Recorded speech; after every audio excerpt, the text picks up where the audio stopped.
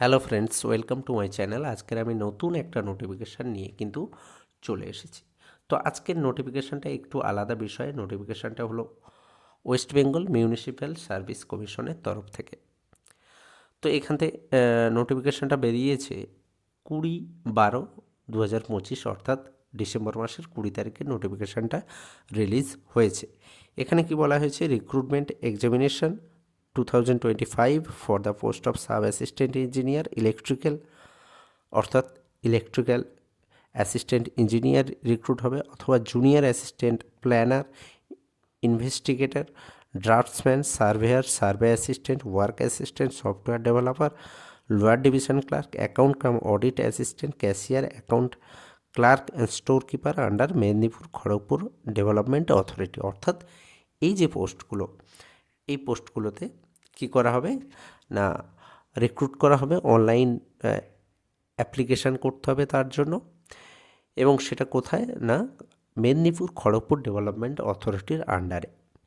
তো এখানে কি বলা হয়েছে, এখানে বলা হয়েছে সমস্ত যে পোস্টগুলো, সেই পোস্টগুলোতে কতগুলো ভ্যাকান্সি এবং স্যালারি কত, কোয়ালিফিকেশান কি, এখানে কিন্তু দিয়ে দেওয়া হয়েছে। যেমন সাব অ্যাসিস্ট্যান্ট ইঞ্জিনিয়ার ইলেকট্রিক্যালের ক্ষেত্রে একটাই ভ্যাকান্সি আছে আনরিজার্ভে। এখানে স্যালারি 35,800 থেকে 92,100, এবং এখানে কিন্তু এডুকেশনাল যে কোয়ালিফিকেশান এখানে বলে দেওয়া হয়েছে, এবং বয়স 36 বছরের বেশি হলে হবে না, not more than 36 years on 1st January of the year of advertisement notification, subject to age relaxation as mentioned here under। অর্থাৎ 36 বছরের বেশি বয়স হলে হবে না, সেটা কতর ভেতরে, 1st জানুয়ারি অ্যাডভার্টাইজমেন্টটা যবে বেরোবে সেই বছরের 1st জানুয়ারির ভেতরে 36 বছরের ভেতরে বয়স হতে হবে, এবং সেক্ষেত্রে যে রিজার্ভেশন যে পলিসি, এজ রিল্যাক্সেশনের যে পলিসি, সেটা কিন্তু অবশ্যই কার্যকর হবে। তারপরে জুনিয়র অ্যাসিস্ট্যান্ট প্ল্যানারের ক্ষেত্রেও একটা ভ্যাকেন্সি, আনরিজার্ভে একটা ভ্যাকেন্সি, সেখানেও স্যালারি কিন্তু 35,800 থেকে 92,100। সেখানেও এডুকেশনাল কোয়ালিফিকেশান কি এখানে কিন্তু দিয়ে দেওয়া হয়েছে, ভালো করে দেখবে, তারপর কিন্তু অ্যাপ্লাই করবে। তারপরে ইনভেস্টিগেটর একটা ভ্যাকেন্সি, সেখানেও আনরিজার্ভে একটা ভ্যাকেন্সি, কত, 28,900 থেকে 74,500।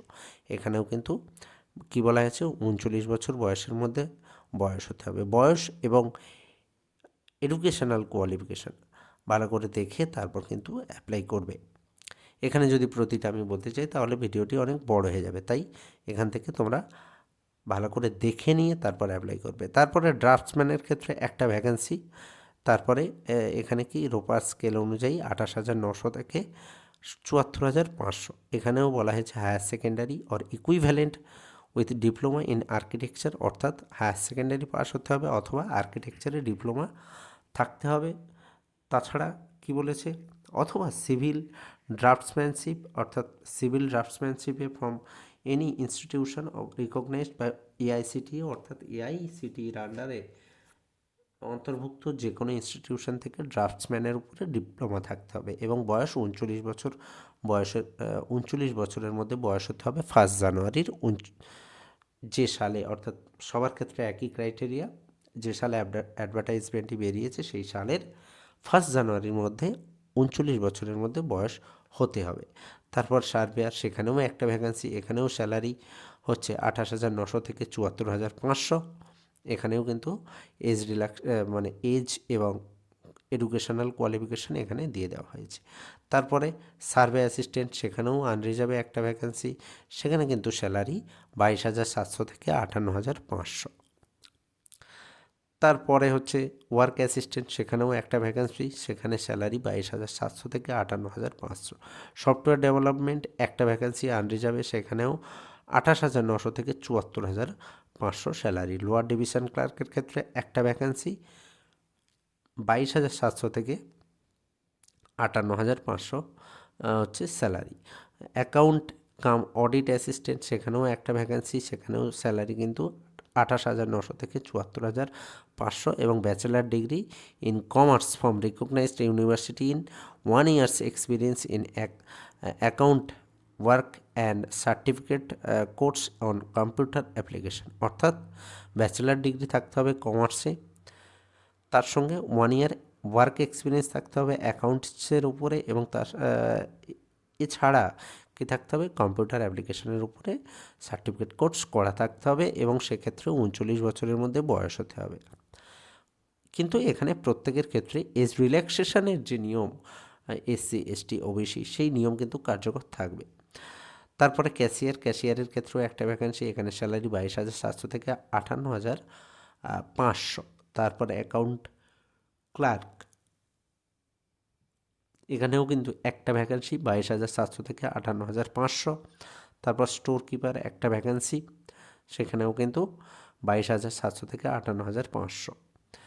তো এখানে সমস্ত পোস্টগুলো এখানে দিয়ে দেওয়া হয়েছে, এবং কি কি ডকুমেন্ট আপলোড করতে হবে এটাও কিন্তু বলে দেওয়া হয়েছে। কোয়ালিফিকেশানের ডকুমেন্টস, এজ অর্থাৎ admit card, caste certificate, PWD certificate, এক্সপিরিয়েন্সের সার্টিফিকেট, এগুলো কিন্তু আপলোড করতে হবে। এজ রিল্যাক্সেশন, যেটা এসসি এসটি ওবিসির ক্ষেত্রে যে এজ রিল্যাক্সেশন, সেটা কিন্তু অবশ্যই তারা পাবে।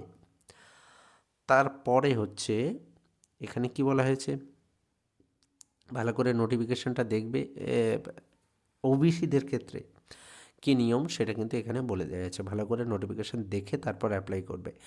এখানে অ্যাপ্লিকেশন ফি, প্রসেসিং ফি সমস্ত কিছু বলে দেওয়া হয়েছে। এখানে বলা হয়েছে অ্যাপ্লিকেশন ফি আনরিজার্ভ এবং ওবিসিদের ক্ষেত্রে 150 টাকা অ্যাপ্লিকেশন ফি, তার সঙ্গে প্রসেসিং ফি 50 টাকা, টোটাল 200 টাকা। কিন্তু এসসি এসটি পিডব্লিউডির ক্ষেত্রে হবে না।